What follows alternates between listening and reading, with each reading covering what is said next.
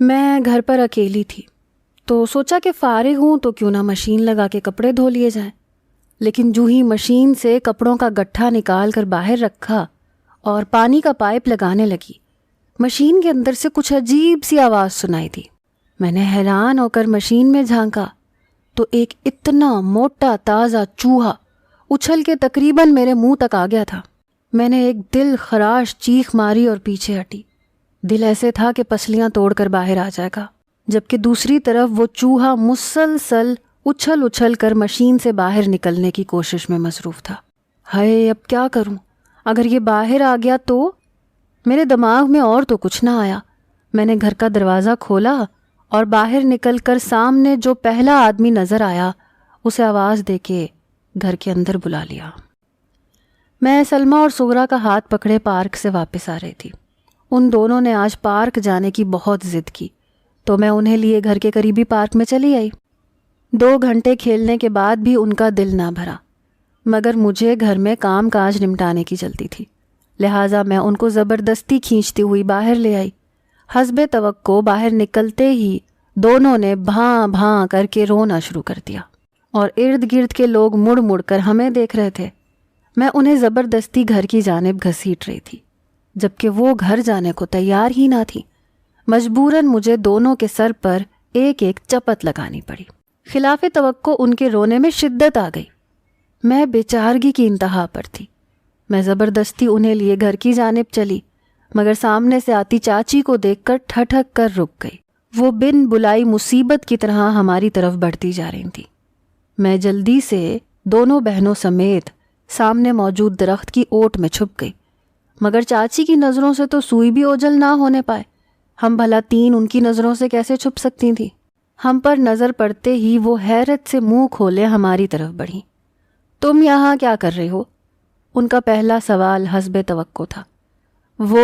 میں ان دونوں کو پارک لے کر گئی تھی، اب گھر جا رہی ہوں، مگر یہ گھر جانے پر راضی نہیں۔ میرا جواب سن کر چاچی نے حیرت سے مجھے دیکھا۔ تم اب بچی نہیں ہو جو یوں منہ اٹھا کر گلیوں میں پھرتی رہو، جوان ہو رہی ہو، اس لیے گھر میں ٹکا کرو۔ تم مجھے ہمیشہ گلیوں میں دکھائی دیتی ہو۔ وہ یہ ہدایت مجھے پہلے بھی کئی بار کر چکی تھیں، حالانکہ جب دیکھو تو وہ خود بھی گلیوں میں ہی پھر رہی ہوتی تھیں۔ میں نے تو گھر سے نکلنا کافی حد تک کم کر دیا تھا، مگر آج ان دونوں کی ضد پر مجھے انہیں باہر لانا پڑا۔ چاچی کو اپنا لیکچر دیتے ہوئے یہ یاد نہ رہا کہ ہم ابھی بھی باہر سڑک پر ہی کھڑے تھے اور ارد گرد کے لوگ چاچی کے اونچا بولنے اور سغرا اور سلمیٰ کے مسلسل رونے پر ہماری طرف متوجہ ہو کر گزر رہے تھے۔ چاچی اپنے فرمودات جاری کرتی ایک لمحے کو سانس لینے کو رکی تو میں نے موقع غنیمت جانا اور جلدی سے ان دونوں کا بازو گھسیٹتی گھر کی جانب چل پڑی۔ میرا نام نادیہ ہے، ہم 5 بہنیں تھیں، ہمارا کوئی بھائی نہ تھا۔ میری بڑی دونوں بہنیں عمر میں مجھ سے کئی سال بڑی تھیں، جبکہ چھوٹی دونوں بہنیں عمر میں مجھ سے کئی سال چھوٹی تھیں۔ میری بڑی 2 بہنوں میں تو عمر میں 1.5-2 سال کا ہی فرق تھا، اور ایسے ہی چھوٹی دونوں بہنوں کے معاملے میں تھا، ان دونوں میں بھی 1.5-2 سال کا ہی فرق تھا، جبکہ میری بڑی 2 اور چھوٹی 2 بہنوں سے میرا کئی سالوں کا فرق تھا۔ میں ابھی میٹرک کا امتحان دے کر گھر میں فارغ ہی تھی، جبکہ میری چھوٹی بہنیں 4تھی اور 5ویں جماعت میں پڑھتی تھیں۔ میری بڑی دونوں بہنیں اپنے گھر کی ہو گئی تھیں اور آج کل اپنے بچے پیدا کر کے کرکٹ ٹیم بنانے میں بری طرح سے مصروف تھیں۔ میرے ابا جوتوں کے کارخانے میں کام کرتے تھے، جبکہ اماں سلائی اسکول میں سلائی سکھانے کا کام کرتی تھیں۔ وہ صبح اسکول جاتی تو کئی گھنٹے بعد واپس لوٹتی۔ گھر کا سارا کام مجھے سنبھالنا پڑتا۔ جب سے میرے امتحانات ہوئے تھے میں تو گھر کے کاموں کی ہو کر رہ گئی تھی۔ میرے ابا 4 بھائی تھے، جن میں سے 2 ہمارے محلے سے کچھ فاصلے پر رہا کرتے تھے۔ میرے چاچو اور ابا میں کافی دوستی تھی، لہٰذا انہوں نے مجھے تقریباً 6 مہینے پہلے اپنے بیٹے کے لیے مانگ لیا تھا۔ میرا منگیتر رستم مجھ سے پورے 10 سال بڑا تھا، اس نے ابھی نوکری کرنا شروع کی ہی تھی۔ یہ فیصلہ چاچو کی مرضی اور خوشی سے ہوا تھا، مگر چاچی کو میں ایک آنکھ نہیں بھاتی تھی۔ وہ اکثر میری حرکتوں پر مجھے روک ٹوک کرتی اور گھر میں رہنے کی تاکید کرتی۔ مجھے بھی باہر نکلنے کا کوئی خاص شوق نہیں تھا، مگر میں مجبوری میں باہر جایا کرتی تھی۔ سغرا اور سلمیٰ کی فرمائشیں دن بھر ختم ہی نہ ہوتی اور میں ان کی فرمائشوں کو پورا کرنے کے چکر میں ہلکان رہتی۔ چونکہ اماں بھی اسکول چلی جایا کرتی، ابا دکان سے رات گئے لوٹتے، لہٰذا باہر کا سودا سلف لینے مجھے گھر سے باہر نکلنا پڑتا۔ سغرا اور سلمیٰ ابھی بہت چھوٹی تھیں، میں ان کو اکیلے باہر بھیجنے سے گھبراتی تھی، لہٰذا ان کا ہاتھ پکڑ کر خود بھی چل پڑتی، مگر چاچی کو میری یہ بات بالکل پسند نہ تھی۔ اصل میں انہیں تو دراصل میری کوئی بات بھی پسند نہ تھی۔ جب سے چاچو نے رشتہ طے کیا تھا تب سے وہ میری دشمن بن گئی تھیں۔ وہ طنز کے تیر چلانے سے باز نہ آتی اور مجھے نیچا دکھانے کا کوئی موقع ہاتھ سے نہ جانے دیتی۔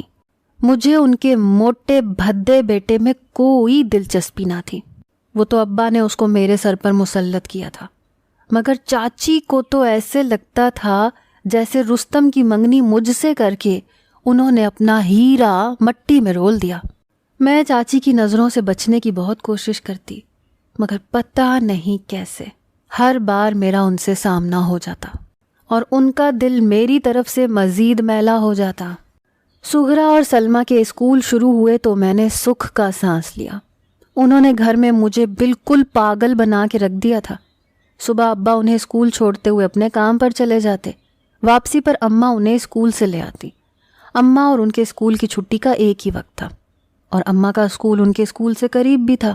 میں ان سب کے جانے کے بعد جلدی جلدی گھر کے کام نمٹا لیتی اور اماں اور دونوں بہنوں کے اسکول سے آنے سے پہلے ہی کھانا تیار کر کے رکھ دیتی۔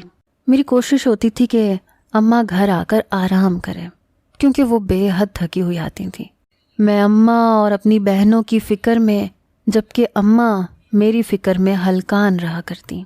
وہ مجھے اتنے کام کرنے سے منع کیا کرتی، اپنی موجودگی میں وہ مجھے کوئی کام نہ کرنے دیتی، لہٰذا میری یہی کوشش ہوتی تھی کہ میں ان کی غیر موجودگی میں سب کام نمٹا لوں۔ آج کل ابا کے کارخانے پر کافی کام ہوتا تھا تو وہ صبح سویرے ہی نکل جایا کرتے۔ ایک دن اماں اور بہنوں کے اسکول جانے کے بعد میں گھر پر اکیلی تھی تو سوچا کہ آج فارغ ہوں تو کیوں نہ مشین لگا کر کپڑے دھو لیے جائیں، لیکن جو ہی مشین سے کپڑوں کا گٹھا نکال کر باہر رکھا اور پانی کا پائپ لگانے لگی، مشین کے اندر سے کچھ عجیب سی آواز سنائی دی۔ میں نے حیران ہو کر مشین کے اندر جھانکا تو ایک اتنا موٹا تازہ چوہا اچھل کر تقریباً میرے منہ تک آ گیا۔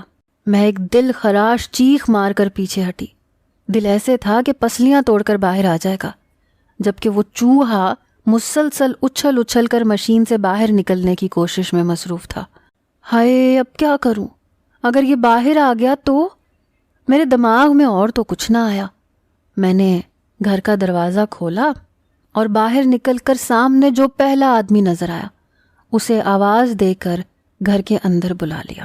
وہ فوراً میری مدد کرنے کی غرض سے اندر چلا آیا۔ میں نے اسے ہاتھ کے اشارے سے بتایا کہ مشین کس طرف ہے۔ اس نے مشین کا ڈھکن اٹھا کر اندر جھانک کر دیکھا اور جلدی سے ڈھکن بند کر دیا۔ چوہا ابھی بھی وہیں موجود تھا اور باہر آنے کے لیے اچھل کود کر رہا تھا، جبکہ میرا دل دھک دھک کر رہا تھا۔ اس آدمی نے ایک نظر میرے چہرے پر ڈالی تو میری پریشانی بھانپ لی۔ آپ پریشان نہ ہوں، میں اس کا کچھ کرتا ہوں۔ اس نے ادھر ادھر نگاہیں دوڑائیں اور صحن میں پڑی ایک لکڑی اٹھا لی۔ اس نے اس لکڑی سے چوہے پر وار کرنا چاہا تو میں نے اسے روک دیا۔ مشین میں نہیں، باہر نکال کر مار دیں ورنہ ساری مشین گندی ہو جائے گی۔ اس نے اس بات میں سر ہلایا اور چوہے کو باہر نکالنے کی کوشش کرنے لگا۔ چوہا تو پہلے ہی نکلنے کو تیار تھا، مگر وہ اس لکڑی پر بیٹھنے کو تیار نہ تھا۔ آدمی نے زور کا ایک جھٹکا دے کر لکڑی سے چوہے کو باہر نکالا تو میں اچھل کر 2 قدم پیچھے ہٹ گئی۔ اب چوہا مشین سے باہر نکل آیا، مگر وہ بھاگ کر اندر کمروں میں گھس گیا۔ وہ آدمی اس کے پیچھے بھاگا، اس کے ساتھ ساتھ میں بھی جھاڑو پکڑ کے اس کے پیچھے ہو لی۔ چوہا ہمیں پورے گھر میں دوڑاتا پھر رہا تھا۔ وہ کبھی کسی چیز کے نیچے گھس جاتا، کبھی کسی کونے میں دبک جاتا۔ میری کوشش تھی کہ اس کو آج مار دیا جائے یا کسی طرح گھر سے باہر نکال دیا جائے۔ مجھے چوہوں سے بے حد ڈر لگا کرتا تھا، لہٰذا میری چیخیں بھی ساتھ ساتھ جاری تھیں۔ وہ آدمی ایک تو چوہے کے اپنے قریب آنے سے، دوسرا میری چیخوں سے اچھل جاتا، مگر اس نے ہمت نہیں ہاری۔ میں بھی اس کا حوصلہ بڑھاتی رہی۔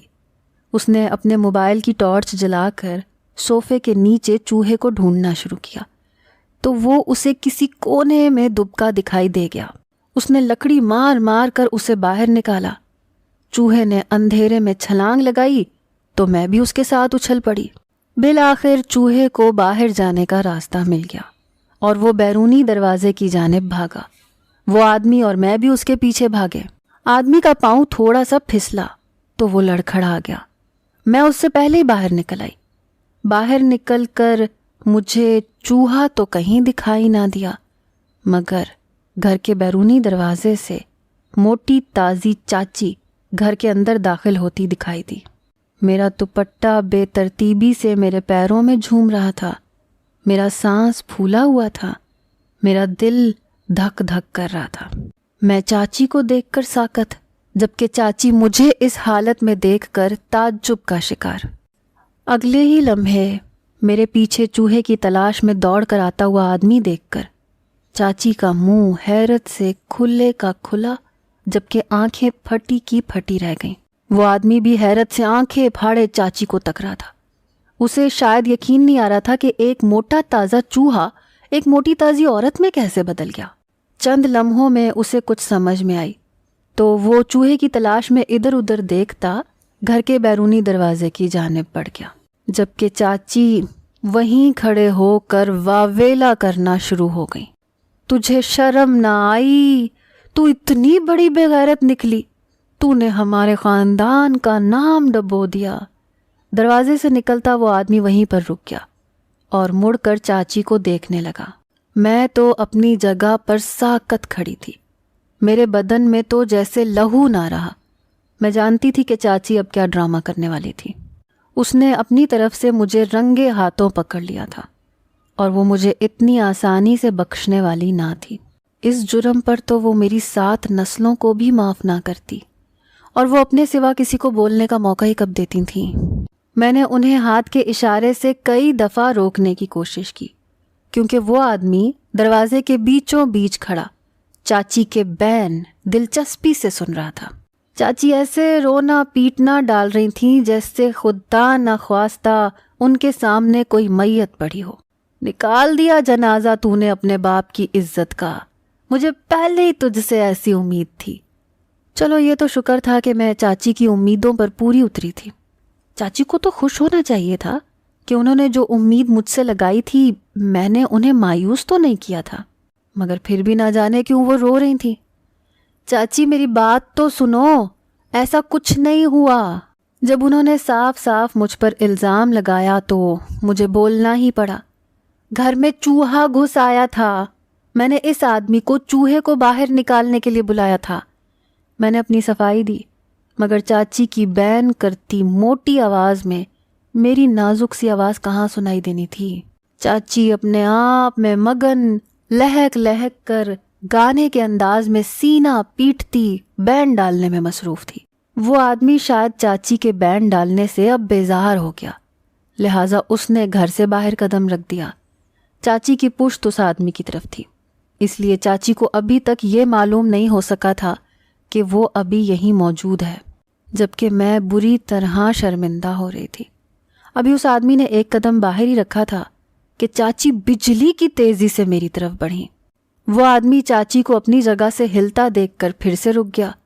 میں بھی چاچی کو اپنی طرف بڑھتا دیکھ کے ڈر گئی۔ یہ تو چوہے سے بھی زیادہ خطرناک حملہ تھا۔ چاچی نے میرا ہاتھ پکڑ کر مجھے اپنی طرف کھینچا تو وہ آدمی اندر آ گیا۔ شاید مجھے چاچی سے بچانا چاہتا تھا، مگر اگلے ہی پل چاچی نے میرا ہاتھ پکڑا، میری انگلی میں سے انگوٹھی نوچ کے اتاری۔ تیرا میرے بیٹے کے ساتھ رشتہ ختم، چاچی نے ہاتھ اٹھا کر پنجابی فلموں کی ویلن کی طرح اعلان کیا۔ تو مجھے تو کوئی خاص فرق نہیں پڑا، مگر وہ آدمی اپنی جگہ سناٹے میں رہ گیا۔ یہ آپ کیا کہہ رہی ہیں؟ وہ جلدی سے آگے بڑھا تو چاچی کو احساس ہوا کہ وہ ابھی تک وہیں موجود تھا۔ چاچی نے مڑ کے اس سے خون خوار نظروں سے دیکھا۔ تم ابھی تک یہاں کیا کر رہے ہو؟ نکل جاؤ یہاں سے، تم کتنے ڈھیٹ اور بے غیرت ہو۔ رنگے ہاتھوں پکڑنے کے باوجود اپنی شکل یہیں لیے کھڑے ہو؟ چاچی نے اب اس پر تابڑ توڑ حملہ بول دیا اور بولنے کا موقع نہ دیا۔ مجھے تو چاچی کے بارے میں پہلے سے ہی معلوم تھا، مگر وہ بے خبر تھا۔ وہ مسلسل کچھ کہنے کی کوشش کر رہا تھا، مگر نکار خانے میں اس کی آواز کون سنتا۔ چاچی اپنا فیصلہ سنا کر منگنی کی انگوٹھی کے بجائے میری پیتل کی انگوٹھی اتار کر تن فن کرتی جا چکی تھی، جبکہ وہ آدمی کبھی باہر نکلتی چاچی اور کبھی میری شکل دیکھتا۔ مجھے منگنی کے ٹوٹنے پر افسوس صرف اس لیے تھا کیونکہ ابا نے بڑی خوش دلی سے میری منگنی اپنے بھتیجے سے کی تھی۔ مجھے اندازہ تھا کہ ابا کا دل کس قدر دکھی ہوگا، اور جب چاچی ابا کی بیٹی پر الزام لگائے گی تو ان کی کیا حالت ہوگی۔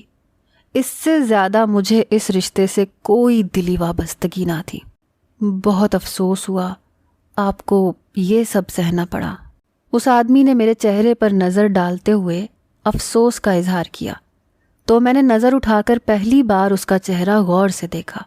پہلے تو چوہے کے ڈر سے اور پھر چاچی کے خوف سے میں نے اس پر زیادہ غور ہی نہیں کیا تھا۔ وہ مناسب جسامت اور دراز قد کا حامل تھا۔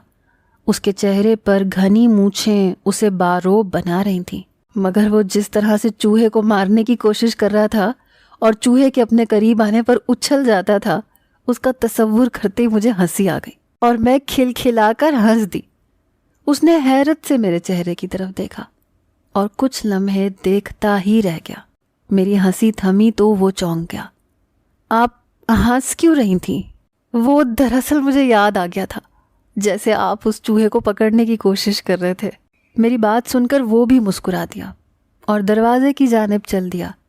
دروازے سے باہر نکلنے سے پہلے اس نے مڑ کر مسکرا کر مجھے دیکھا تو میں بھی مسکرا دی۔ شام کو گھر میں عدالت لگ چکی تھی۔ چاچی نے نہ جانے اتنے گھنٹے کیسے صبر کیا ہوگا۔ اماں کے آتے ہی وہ گھر میں موجود تھیں اور اماں کو میری آج کی کارستانی بڑھا چڑھا کر سنا دی۔ وہ آدمی کون تھا اور اس کا گھر میں کیا کام تھا؟ اماں نے حیرت سے مجھ سے سوال کیا۔ میری ماں کو مجھ پر اعتبار تھا، مگر تنہا لڑکی کے ساتھ کسی آدمی کا گھر پر موجود ہونا اچنبھے کی بات تھی۔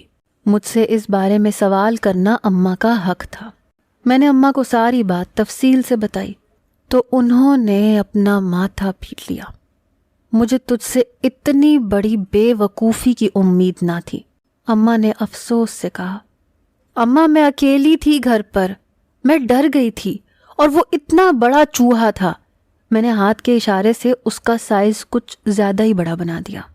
جتنا بھی بڑا تھا چوہا ہی تھا، کوئی شیر تو نہیں تھا کہ تجھے یوں راہ چلتے آدمی کو گھر میں گھسانا پڑا۔ اماں کا افسوس ختم ہی نہیں ہونے میں آ رہا تھا۔ میں حیران تھی کہ میں نے ایسا کیا کر دیا۔ چوہا تو بچ کے صاف نکل گیا۔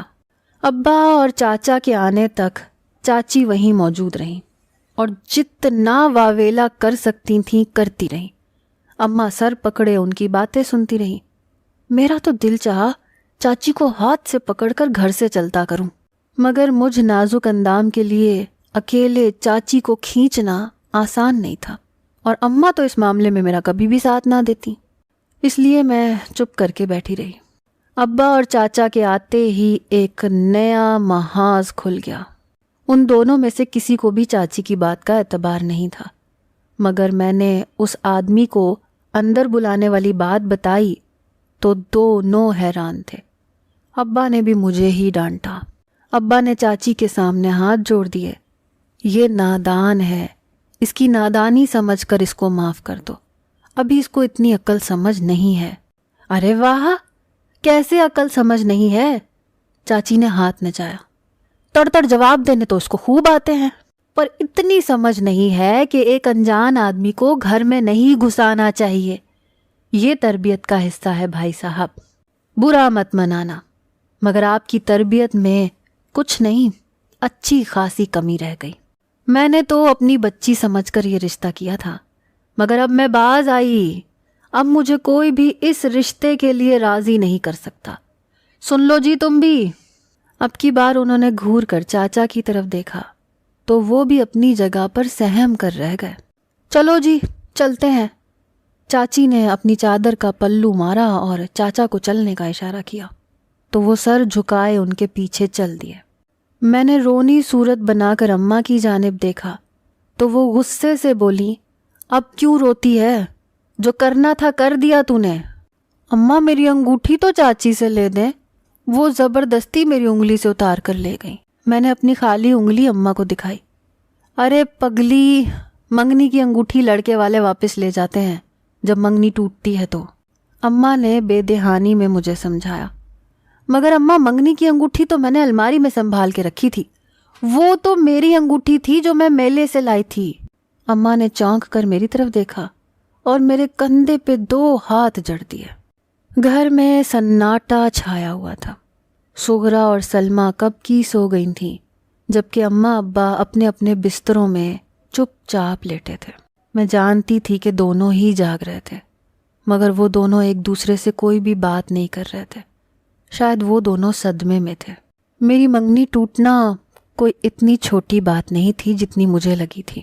میرے ماں باپ دونوں ہی افسوس اور صدمے میں تھے اور میں انہیں دکھی نہیں دیکھ سکتی تھی، لہٰذا میری آنکھوں سے بھی آنسو بہہ نکلے تھے۔ کچھ دنوں میں زندگی معمول پر آ گئی۔ میں اپنے گھر کے کام کاج میں مصروف ہو گئی، جبکہ اماں ابا اپنی زندگی میں لگ گئے۔ مگر میرے چہرے پر نظر پڑتے ہی وہ ایک لمحے کو خاموش ضرور ہو جایا کرتے تھے۔ شاید ان کا دلی افسوس ابھی ختم نہیں ہوا تھا، مگر مجھے اب کافی تسلی تھی۔ کچھ عرصے تک وہ یہ سب کچھ بھول جاتے۔ کالج میں داخلے شروع ہوئے تو میری سبھی دوستوں نے کالج میں داخلہ لے لیا۔ میں بھی اماں کے پیچھے پڑ گئی کہ مجھے کالج میں داخلہ دلوا دیں۔ چاچی نے تو میرے آگے پڑھنے پر بھی پابندی لگا دی تھی، مگر شکر تھا کہ اب میں پڑھ سکتی تھی، لہٰذا اماں نے مجھے کالج میں داخلہ دلوا دیا اور میں کالج آنے جانے لگی۔ کالج کی زندگی ہی الگ تھی۔ وہاں جا کر مجھے کافی کچھ سیکھنے کو ملا۔ میں گھر کے کاموں اور اپنی پڑھائی میں مصروف ہو گئی۔ ایک دن میں سلمہ سغرا کی ضد کرنے پر ان کو پارک لے گئی تو مجھے وہی آدمی پارک میں دکھائی دیا۔ وہ مجھے دیکھتے ہی میرے قریب چلا آیا، میرا حال چال پوچھنے لگا۔ میں نے اس کو کوئی خاص لفٹ نہیں کروائی اور بس رسمی سلام دعا کر کے آگے بڑھ گئی۔ اس آدمی کی وجہ سے میری منگنی ٹوٹی تھی۔ میں جانتی تھی کہ اس کا کوئی قصور نہیں تھا، مگر پھر بھی میں نے اسے گھر میں بلا کر غلطی کی تھی اور اپنے اماں ابا کو دکھ پہنچایا تھا، اس لیے میں اس سے کوئی رابطہ نہیں رکھنا چاہتی تھی۔ اس دن کے بعد وہ مجھے کئی بار راستے میں آتا جاتا دکھائی دیا۔ میرا کالج گھر سے قریب ہی تھا، میں وہ راستہ پیدل ہی طے کیا کرتی تھی، مگر میں نے اس سے کنارہ کشی اختیار کر لی اور ہمیشہ اس کو نظر انداز کرتی آگے بڑھتی رہی۔ وہ بھی حیران تھا کہ مجھے کیا ہو گیا تھا۔ ایک دن میں کالج سے واپس گھر آ رہی تھی کہ وہ آدمی نہ جانے کب میرے برابر میں آ گیا۔ مجھے آپ سے ضروری بات کرنی ہے، اگر آپ کچھ لمحے رک کر میری بات سن لیں تو آپ کا مجھ پر احسان ہوگا۔ نہ جانے اسے کیا ضروری بات کرنی تھی، اس نے بھی مجھ پر ایک احسان تو کیا تھا، اس چوہے کو گھر سے بھگانے میں میری مدد کی تھی۔ شاید آج وہی احسان اتارنے کا وقت تھا، لہٰذا میں اس کی بات سننے کو رک گئی اور وہ مجھے لیے پارک میں چلا آیا۔ میرا نام ملک کامران ہے۔ میں جیسی بینچ پر بیٹھی اس نے اپنا تعارف کروایا۔ آج پہلی دفعہ مجھے اس کا نام معلوم ہوا تھا۔ دراصل گھر والے میری شادی کی بات کر رہے ہیں، وہ میری شادی کرنا چاہتے ہیں، مگر میرے دل کو کوئی لڑکی نہیں بھاتی۔ میں حیران تھی کہ مجھے کیوں بتا رہا ہے یہ ساری بات۔ کیوں نہیں بھاتی؟ میں نے بے ساختگی سے پوچھ لیا۔ وہ اس لیے کیونکہ میرے دل کو آپ بھا چکی ہیں۔ اس کے اتنے واضح اقرار پر میں حیرت سے منہ کھول کر اسے دیکھنے لگی۔ اس کے چہرے پر موجود مسکراہٹ دیکھ کر کچھ لمحوں میں مجھے اس کی بات سمجھ میں آئی تو میں شرما گئی اور میں نے نظریں جھکا لیں۔ یہ آپ کیا کہہ رہے ہیں؟ میں آپ کے گھر اپنا رشتہ بھیجنا چاہتا ہوں۔ اس نے اب کی بار صاف صاف اپنا مطالبہ میرے سامنے پیش کیا تو میری حیرت کی کوئی انتہا نہ رہی۔ ایسا کیسے ممکن ہے؟ کیوں ممکن نہیں؟ وہ فوراً بولا، آپ کی منگنی تو ٹوٹ چکی ہے، تو آپ کے ماں باپ نے آپ کی کہیں تو شادی کرنی ہے، تو پھر میں کیوں نہیں؟ اس نے اپنے آپ کو مجھ سے شادی کرنے کے لیے پیش کیا۔ نہیں، بات دراصل یہ کہ چاچی نے پہلے ہی یہ الزام لگایا تھا کہ میرا آپ کے ساتھ کوئی چکر چل رہا ہے۔ اگر آپ کی میرے ساتھ شادی ہو گئی تو چاچی کا شک تو یقین میں بدل جائے گا۔ میں نے اس کو عقل کی بات سمجھائی تو اس کو بھی سمجھ میں آ گئی۔ اچھا، اس نے بڑا کھینچ کے پرسوز انداز میں کہا، مگر چاچی کی سوچ سے آپ کو کیا فرق پڑے گا؟ ان کے بیٹے سے تو آپ کی منگنی ختم ہو گئی، اب وہ جو سمجھتی ہیں سمجھتی رہیں۔ آپ اپنی زندگی اور مستقبل کے بارے میں سوچیں۔ آپ کے مستقبل پر چاچی کی سوچ تو اثر انداز نہیں ہونی چاہیے، یا ہونی چاہیے؟ اس کی بات میرے سر پر سے گزر گئی تھی۔ آپ کیا کہہ رہے ہیں مجھے کچھ بھی سمجھ میں نہیں آ رہی۔ چلیں آپ رہنے دیں، آپ یہ فیصلہ اپنے ماں باپ پر چھوڑ دیں۔ اگر میرے ماں باپ آپ کے گھر میرا رشتہ لے کر آئے تو آپ بس انکار نہ کیجیے گا۔ اس نے مجھے رازداری سے سمجھایا تو میں نے اس بات میں سر ہلا دیا اور وہاں سے اٹھ کر گھر چلی آئی۔ میں نے اماں ابا کو ابھی تک یہ بات نہیں بتائی تھی۔ مجھے خود بھی کامران کی بات پر یقین نہیں تھا، نہ جانے وہ سچ بھی کہہ رہا تھا یا ایسے ہی میرے ساتھ وقت گزاری کرنا چاہتا تھا۔ اس لیے میں نے خاموشی اختیار کیے رکھی۔ مگر اگلی ہی شام گھر میں کچھ مہمانوں کی آمد پر میں چونک گئی۔ وہ ایک آدمی اور ایک عورت تھے۔ ابا ان کے سامنے بچھے جا رہے تھے۔ تھوڑی ہی دیر میں دروازے سے داخل ہونے والے کامران کو دیکھ کر میں حیران رہ گئی۔ وہ شاید باہر اپنی گاڑی کھڑی کر کے اندر آیا تھا۔ وہ اپنے ماں باپ کو لے کر آیا تھا، مگر ابا ان کو پہلے سے جانتے تھے۔ ابا نے اندر آ کر اماں کو بتایا کہ ان کے کارخانے کا مالک اپنے بیٹے کے ساتھ آیا ہے، تو میں حیران رہ گئی۔ اماں ابا ان کی خاطر مدارت میں لگ گئے۔ ابا کا تو بس نہیں چل رہا تھا کہ وہ اپنا دل نکال کر ان کے قدموں میں پیش کرتے۔ اس عورت نے کامران سے میرے رشتے کی بات کی تو اماں ابا دونوں کی آنکھیں حیرت سے پھٹی کی پھٹی رہ گئیں۔ میں بھی حیران تھی، کیونکہ مجھے اس دن کامران کی بات پر کوئی یقین نہیں آیا تھا۔ وہ ابا کے کارخانے کا مالک ہو کر بھی اپنے کارخانے میں کام کرنے والے آدمی کی بیٹی سے شادی کرنے کا خواہش مند تھا، جبکہ اس کے ماں باپ کو بھی کوئی اعتراض نہیں تھا۔ مجھے اس بات پر حیرانی تھی۔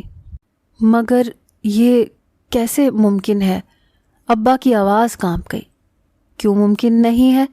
آپ کی بیٹی اتنی پیاری ہے، کامران کی ماں نے پیار سے میری طرف دیکھتے ہوئے کہا، مگر ہم بہت غریب لوگ ہیں، آپ کا مقابلہ نہیں کر سکتے۔ ابا کے دل کی بات ان کی زبان پر آ گئی۔ یہ آپ نے کیا بات کہہ دی بھائی صاحب؟ کامران کی ماں بولی تھی۔ آپ حق حلال کی روزی کماتے ہیں، اسی کمائی سے آپ نے اپنے بچوں کی پرورش کی ہے، اور آپ کی بیٹیاں ماشاءاللہ اتنی پیاری ہیں، ایسے میں آپ غریب کیسے ہو سکتے ہیں؟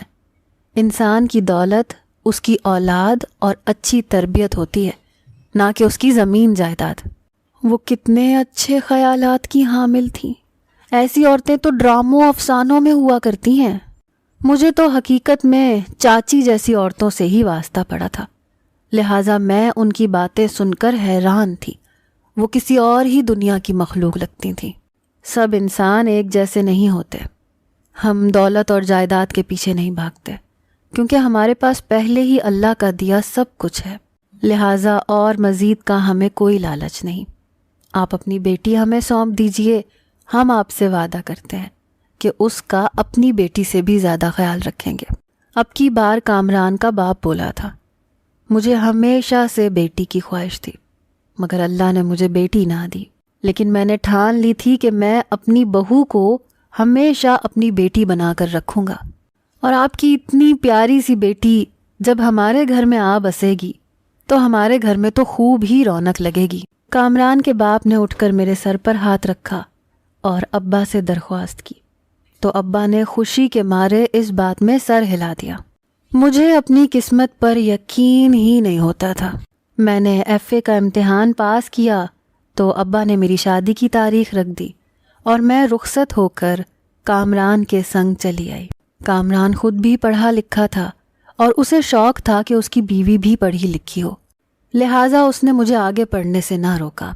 اور میں نے اپنی تعلیم شادی کے بعد بھی جاری رکھی۔ کامران مجھے بہت چاہتے تھے، وہ ایک اچھے شوہر تھے، انہیں میری معصومیت بھا گئی تھی۔